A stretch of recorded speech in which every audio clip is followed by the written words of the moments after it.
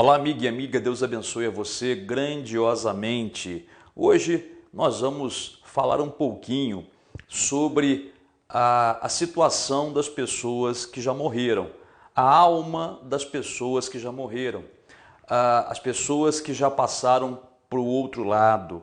Como está a situação delas? Mas o assunto principal nesse tema, o ponto principal nesse tema é se essas pessoas estão dormindo ou se elas estão ativas, acordadas. A pergunta é, a alma das pessoas que já morreram, ela está dormindo ou ela está ativa, acordada, desperta, consciente? Para muitos pode parecer uma pergunta boba, né? Mas infelizmente muitos crentes têm dúvidas, porque existe uma pequena minoria, não é a maioria, uma minoria que acredita que a alma de uma pessoa, depois que morre, ela fica dormindo. Tem pessoas que acreditam nisso, a alma fica dormindo. E será que fica mesmo? O que a Bíblia diz a respeito? Bom, nós vamos verificar. Agora, é importante você entender o seguinte: por que é que tem pessoas que acham que a alma de uma pessoa fica dormindo? Bom, a resposta para muitos é simples. É porque algumas passagens bíblicas usam a expressão dormir para quem já morreu.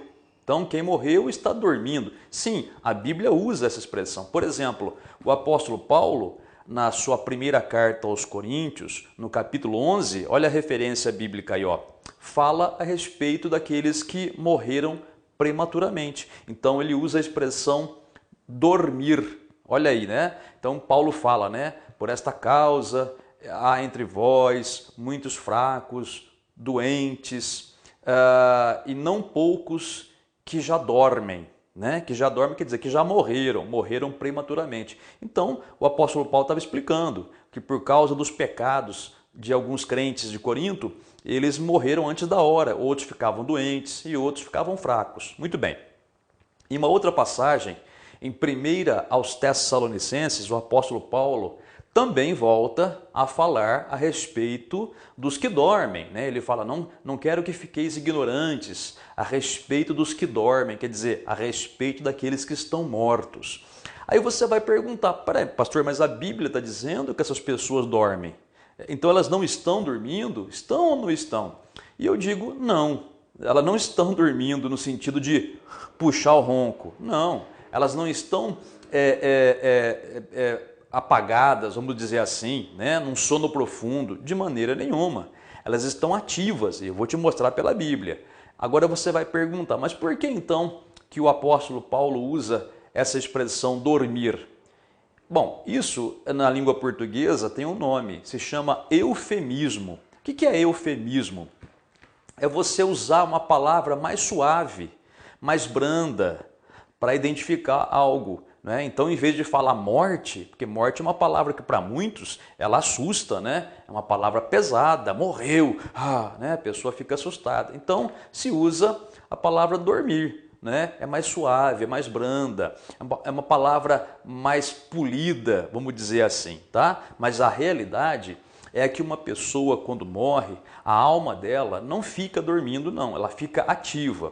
Bom, o primeiro texto que nós vamos ler aqui, para provar para você essa realidade de que a alma de uma pessoa, depois que morre, não dorme, se encontra no Evangelho de Lucas, no capítulo de número 16, onde o Senhor Jesus conta a história de duas pessoas que morreram. Então, primeira coisa que eu quero falar para você. Muitas pessoas vão dizer que essa história aqui, que no caso é o rico e o mendigo Lázaro, né? O rico e o Lázaro, vão dizer que é uma parábola. Então, o que é parábola? Parábola é uma história contada para explicar uma outra coisa. É uma história com fatos reais ou com elementos fictícios para poder mostrar a realidade de alguma outra coisa. Mas, no caso aqui, não fala que é parábola, né? Muitas vezes na Bíblia Jesus identifica, olha, vou contar uma parábola. Ou então o escritor diz assim, e Jesus contou-lhes uma parábola. Ou então o próprio Jesus fala, o reino de Deus é como isso, como aquilo, né? Aqui não. Aqui ele começa o texto dizendo, havia, existia, né? Então Jesus está contando algo real e ele usa elementos reais aqui. Então esse texto aqui é muito claro para mostrar que depois que uma pessoa morre não fica dormindo, tá bom? Ela fica acordada, desperta, consciente e ativa. Vamos ler o texto aí. Lucas capítulo 16, a partir do versículo 19. Olha o que está escrito aí, ó. Ora, havia certo homem rico que se vestia de púrpura e de linho finíssimo, e que todos os dias se regalava esplendidamente. Havia também certo mendigo, chamado Lázaro, coberto de chagas, que jazia à porta daquele, e desejava alimentar-se das migalhas que caíam da mesa do rico, e até os cães vinham lamber-lhe as úlceras. Aconteceu morrer o mendigo, e ser levado pelos anjos para o seio de Abraão. Morreu também o rico e foi sepultado. Então até aqui nós vemos, havia um homem rico que não ligava para nada, só queria saber da sua vidinha, né, rica, né? E havia um mendigo, o Lázaro, que de tão miserável ficava comendo o resto de comida e até os cachorros vinham lamber-lhe as úlceras, as feridas, né? Aconteceu que os dois morreram, né? Primeiro morreu o Lázaro, né? E a Bíblia fala que ele foi levado pelos anjos, né? Até o seio de Abraão, até onde Abraão estava. E também a Bíblia fala que também morreu o rico. Então, a Bíblia não diz quanto tempo depois, tá? A Bíblia apenas diz que morreu um, depois morreu o outro. Agora, a partir desse momento, o Senhor Jesus, ele abre para a gente uma janela, para a gente ver do outro lado. Veja, por isso que a Bíblia é a revelação verdadeira. A Bíblia é a revelação genuína. Nesses tempos tão conturbados que nós vivemos, né? Tem pessoas aí mandando revelações, profecias pelo WhatsApp, não tem? Ah, o mundo vai acabar. Ah, vai ficar caindo gente morta para a rua, para o meio do supermercado. Não é assim? As pessoas ficam doidas, né? Esse tipo de revelação é coisa maligna, é coisa do diabo. Não acredita nessas coisas, não. Tá bom? O diabo engana muita gente fazendo a pessoa achar que viu alguma coisa. E infelizmente também tem os picaretas, né? Que infelizmente mentem que vem as coisas e não vem nada. Eu sempre digo para você, quer profecia? Aqui, ó. Na palavra de Deus tem a verdadeira, aquela que não engana ninguém. Esses dias atrás mandaram um vídeo para mim de um lobisomem, um bicho assim num canto, né? De fato, parecia um lobisomem mesmo, né? E todo mundo ali, o diabo está se manifestando. Né? Aí eu fui pesquisar e aquilo era um trecho de um filme de ficção, né? Um filme de monstros, né? Que fizeram, é lógico, era um homem fantasiado. Então as pessoas acreditam nessas baboseiras todas e ficam perturbadas, ficam com medo. Larga a mão disso. A palavra de Deus, ela traz conforto para a gente. Ainda que seja uma palavra dura, ela traz conforto. Então, quer profecia, revelação? Fique com a palavra de Deus na Bíblia. Essa nunca, jamais vai enganar você, tá bom? E outra coisa, como diz o ditado, o tempo é o pior inimigo dos falsos profetas. Os falsos profetas, aqueles que dizem que vêm as coisas, que Deus falou com eles, aquela coisa, vivem passando vergonha, porque o que eles falam não acontece. Então, né, agora a Bíblia não, a Bíblia é perfeita, e o que ela diz é a realidade. Então, aqui Jesus, a partir do versículo de número 23, o Senhor Jesus abre a cortina e nós conseguimos ver do outro lado, através da descrição que ele faz do outro lado da vida. Vamos ver aí então, versículo de número 23. Olha aí, primeiro ele vai falar do rico. Onde é que o rico estava? Olha aí, no inferno, estando em tormentos, o rico levantou os olhos e viu ao longe a Abraão e Lázaro no seu seio. Então veja aqui que, primeiro, ele fala do inferno, um lugar real, porque isso aqui não é uma parábola, isso aqui é um fato histórico, aconteceu. Então, no inferno, olha só, o rico, como é que ele estava? Diz a Bíblia, estando em tormentos, quer dizer, atormentado. Uma pessoa que está dormindo num sono profundo não tem tormento nenhum. Só fica atormentado quem está acordado. Segundo item aqui, diz a Bíblia que ele levantou os olhos e viu ao longe. Quer dizer, ele tinha olhos, ele viu, olhou. Ele tinha a capacidade de olhar e reconhecer, porque a Bíblia diz que ele reconheceu a Abraão ao longe. Mas não é que Abraão estava no tormento, tá? Existia um outro compartimento naquele local onde ficavam os salvos, os justos, tá bom? E havia um abismo que separava os dois locais, o inferno de fogo e o lugar onde ficavam os salvos. Muito bem, voltando aqui. E aí diz a Bíblia no versículo 24, então, clamando, olha aí o rico clamando, né? Não estava dormindo, estava falando, e falando conscientemente. Não é como uma pessoa que dorme, que fala dormindo, não, né? É uma pessoa que fala raciocinando, olha aí. Então, clamando, disse, pai Abraão, o rico falou, né? Tem misericórdia de mim e manda a Lázaro que molhe em água a ponta do dedo e me refresque a língua, porque estou atormentado nesta chama. Você vê aqui que o rico, então, consciente, olha aí, não estava dormindo, estava consciente, reconheceu Abraão, reconheceu Lázaro, reconheceu que estava numa chama queimando ele e pediu que Abraão mandasse o Lázaro molhar a ponta do dedo na água, nem que fosse para cair uma gotinha na língua do rico, né? Mas você vê que até no inferno o rico tinha orgulho. Olha só, enquanto estava em vida, enquanto estava vivo, nem ligou para o Lázaro e depois que morreu também não ligou. Agora, só para você entender, o rico não foi para o inferno porque era rico, tá bom? O rico ele foi para o inferno por não buscar a Deus. Tem muito rico no inferno, mas também tem muito pobre no inferno.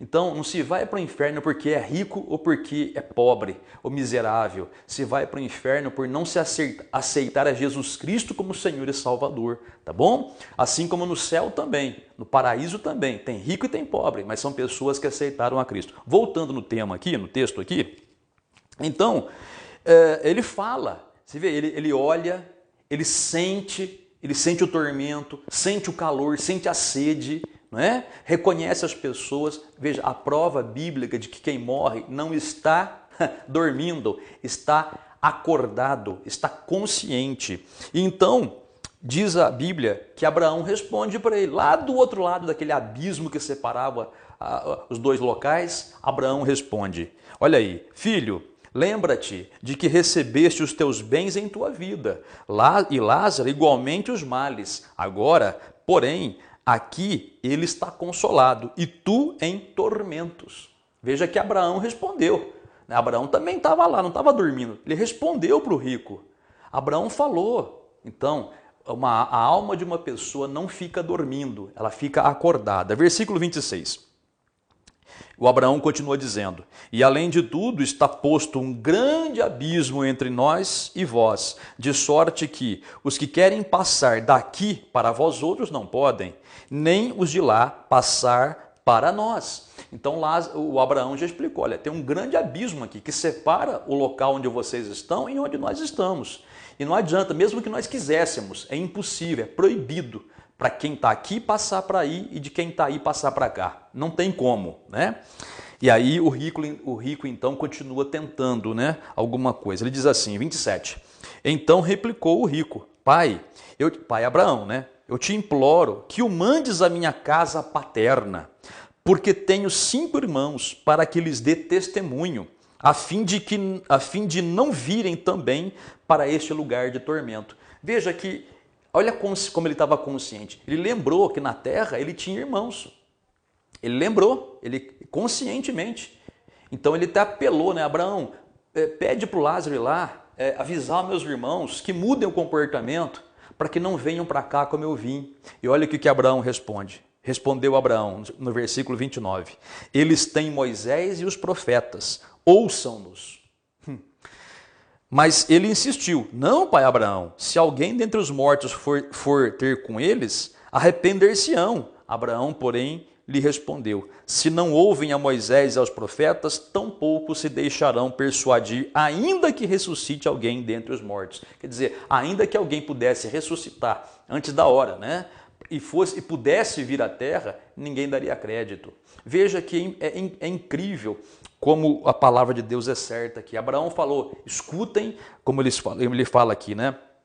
Moisés e os profetas, quer dizer, eles tinham o Pentateuco, que são os livros de Moisés, Gênesis, Êxodo, Levítico, Números e Deuteronômio, e tinham todos os escritos dos profetas, não é? A começar por Isaías, Jeremias, e Daniel e os outros profetas também. Veja que eles tinham a palavra de Deus naquela época, então por aquela palavra de Deus eles podiam saber a vontade de Deus, não precisavam morto e avisar.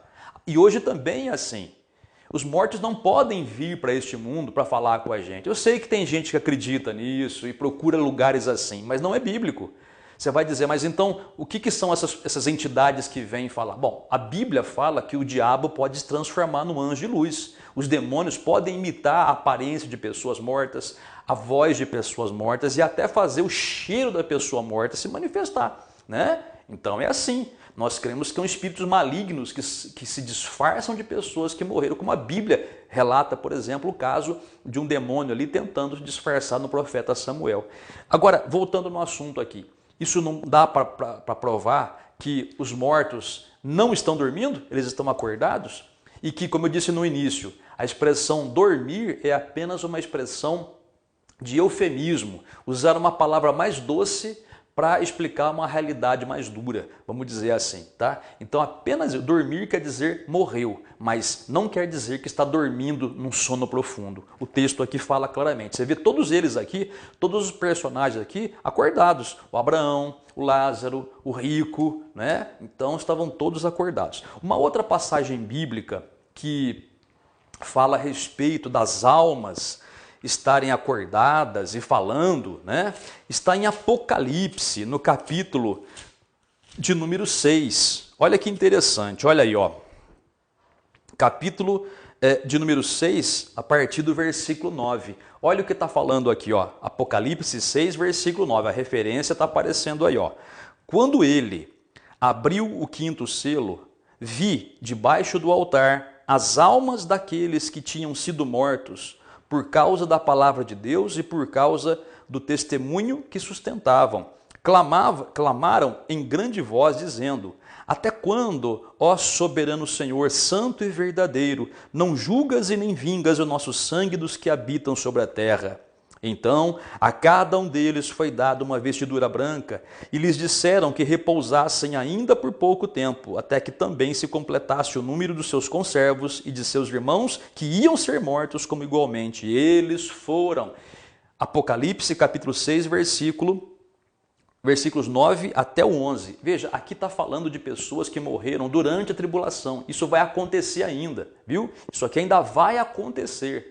Isso aqui vai acontecer depois que Jesus vier arrebatar a igreja. Aí começa a época da grande tribulação, do anticristo, que é a besta, né? Do falso profeta, dos juízos que vão cair sobre a terra. Mas aqui você vê que haviam pessoas que durante a tribulação permaneceram, se converteram, aceitaram Jesus, reconheceram Jesus como Salvador, porque na grande tribulação vai ser vai ser apertado para uma pessoa se salvar, tá? Mas haverá aqueles que serão salvos, aqueles que, mesmo morrendo, não vão negar Jesus. Então essas pessoas são pessoas que, diz o texto, foram mortos por causa da palavra de Deus e por causa do testemunho que deram. Quer dizer, eles falavam de Jesus e não temiam a morte, e foram mortos, talvez aí pelos capangas do anticristo, pelos soldados, pelos guardas do anticristo, eu não sei, mas foram mortos por crer em Jesus. Mas acontece que aqui, ó, no céu, ele está dizendo que essas almas clamavam, essas almas pediam justiça. Senhor, até quando? Até quando o Senhor não vai fazer justiça? E Deus fala, calma, aguenta mais um pouco, repousa mais um pouco, quer dizer, fica tranquilo mais um pouco que já já chega a hora de eu fazer justiça. Então por aqui também nós vemos que as almas dos mortos não estão dormindo, estão ativas, falantes, conscientes e estão pensantes, né? São pensantes, elas pensam, elas raciocinam, tá bom? Lembrar você que o livro de Apocalipse, veja, a partir do capítulo de número 4 em diante, é tudo futuro, não aconteceu, né? Tem muita gente usando os textos de Apocalipse querendo usar as profecias de Apocalipse para a nossa época. Ah, é o castigo que está acontecendo, é Jesus que está voltando. Ninguém sabe quando Jesus vai voltar, criatura. Quem profetiza que Jesus vai voltar em tal dia, tal hora, está mentindo, pode chamar de mentiroso, porque ninguém sabe. A própria Bíblia fala que ninguém sabe o dia nem a hora. Nem Jesus como homem sabia, como Deus ele sabia, mas como homem não. Ninguém sabe a hora. Esse momento está reservado só para Deus, só Deus conhece, tá bom? Então, quando alguém usar algum texto de Apocalipse, do capítulo 4 em diante, para assustar você, para dizer que tal praga está acontecendo. Agora, a pessoa não entende nada de Bíblia, não sabe nada da palavra de Deus, é completo ignorante que está apenas repetindo o que ele ouviu outro ignorante falar. Tá bom? Então, a palavra de Deus tem que ser entendida, tem que ser compreendida certinho, com entendimento, com sabedoria, para a gente não cair em confusão. Tá bom? Agora, o que nós podemos resumir disso aqui tudo? Nós podemos resumir o seguinte: Deus é bom e Ele nos dá o livre arbítrio para a gente escolher para onde a gente quer ir, tá bom? Um dia nós vamos fechar os olhos, vamos morrer, vamos dormir, se você preferir falar assim, né? Mas assim que a gente chegar do outro lado, imediatamente os nossos olhos se abrirão e nós vamos ver onde estaremos. Se aceitamos Jesus aqui na terra como Senhor e Salvador e ficamos firmes com Ele, do outro lado estaremos no céu. Mas se recusarmos a Jesus, ou se uma pessoa se desvia da fé e não se arrepende, infelizmente o inferno a aguarda. Que Deus tenha misericórdia dessas pessoas. Mas você que está vivo, você que de repente está desviado da fé, você que se afastou da presença de Deus, você que por uma tentação do mundo acabou se desviando da verdade, da palavra de Deus, ou você que ficou magoado com alguém e você ficou frio na fé, volta. Dá tempo ainda, dá tempo ainda. Dá tempo da gente poder ser como Lázaro, ficar no seio de Abraão, estar no paraíso. Dá tempo ainda da gente poder se reconciliar com Deus, porque o amor de Deus é tão grande e tão infinito que não importa o que você cometeu de errado, Ele espera você se voltar para Ele e você pode fazer isso agora nessa oração que nós vamos fazer. Tá legal? Eu sei que você pode perguntar: pastor, onde é que está meu pai e minha mãe que faleceram? Onde é que eles estão? Bom, filho, eu não sei dizer. Eu só posso dizer uma coisa: quem aceitou Jesus está com Deus no céu. Quem rejeitou Jesus está no inferno. Agora, se a pessoa da sua família está no céu ou não, eu não posso dizer. Porque tem pessoas que sabem que mesmo que elas sejam incrédulas, de repente no último momento, chega alguém lá, evangeliza ela, fala de Jesus, ela pode aceitar Jesus. Então, se ela aceita Jesus na última hora, nem que for na última hora, ela pode ser salva, entendeu? De repente, uma pessoa ouviu falar de Jesus durante a vida, mas nunca tomou decisão. Mas aí, na hora da morte, a pessoa lembra e ela começa a clamar a Jesus, começa a pedir misericórdia, aí ela invoca Jesus e morre, vai salva também. Você vai perguntar: mas pastor, não deu nem tempo da pessoa batizar. Então, em casos assim, quando não dá tempo da pessoa batizar nas águas, acontece com a pessoa a mesma coisa que aconteceu com o ladrão na cruz. O que aconteceu com ele? Ele se arrependeu na última hora, ele não podia sair da cruz para se batizar, não é? Ele apenas pediu para Jesus se lembrar dele. E Jesus falou: ainda hoje estarás comigo no paraíso. Olha aí outra prova de que a pessoa não fica dormindo, tá vendo? O próprio ladrão da cruz, tá vendo? Jesus falou: ainda hoje estará comigo no paraíso. E foi assim que aconteceu. Então, só Deus pode saber de uma pessoa que faleceu, porque ninguém sabe, ninguém conhece o coração daquela pessoa. Então, se aquela pessoa no último momento da sua vida aceitou Jesus ou se reconciliou com o Senhor Jesus, fica tranquilo que Deus é misericordioso. O importante não é você se preocupar com quem morreu ou com quem está dormindo, entre aspas, né? Importante, porque quem passou para o outro lado não tem mais o que fazer, tá? Está selado o destino dele, só Deus sabe onde é que a pessoa está. Agora, importa você se preocupar com quem está vivo. Ganhar para Jesus aquelas pessoas da sua família que não conhecem a Jesus ainda. Ou quem sabe você mesmo está vivo pela misericórdia de Deus, volte-se para o Senhor Jesus. Retome a sua vida com Ele, siga na presença dEle. Ele vai te abençoar muito nessa terra e o principal de tudo, quando chegar a tua hora, você vai estar com Ele no céu, que isso é o que mais importa, tá bom? Vamos orar? Quer pegar um copo com água? Pega lá e falemos com o Senhor. Deus e Pai Todo-Poderoso, Criador dos céus e da terra, te louvamos e bendizemos, porque o Senhor é o Deus de vivos e mortos. É aquele que tem a sua santa misericórdia sobre nós. Obrigado, Pai, porque o Senhor nos prometeu a vida eterna. O Senhor prometeu a vida eterna àqueles que recebessem pela fé a Jesus Cristo como Senhor e Salvador de suas vidas. Pai, nós cremos sim, Jesus é o Senhor e foi Ele que morreu por nós naquela cruz. Obrigado, Pai. Eu te peço por essa pessoa que está se reconciliando contigo, essa pessoa que está te pedindo perdão pelos seus pecados, essa pessoa que está voltando para o Senhor, essa pessoa que tomou a decisão agora de abandonar o pecado e se entregar para o Senhor. Meu Pai, abençoa essa pessoa, abençoa a vida dela. Essa pessoa, Pai, que está triste por causa de alguém que faleceu, de um parente que morreu, essa pessoa amava muito aquela pessoa que faleceu. Meu Deus, enche o coração dessa pessoa com o teu conforto. Faz essa pessoa entender, Pai, que a pessoa que faleceu está em tuas mãos e o Senhor sabe dela. Pai, que essa pessoa tenha a convicção, a certeza de se preocupar com quem está vivo. Então, meu Deus, abençoa essa casa, abençoa essa pessoa, que ela tenha paz no coração e pela tua bênção derramada te damos graças, Pai. Também te peço, abençoa esse copo com água, os demais elementos e tudo isso nós recebemos de tuas mãos, abençoado, em nome do Senhor Jesus. Amém. E graças a Deus.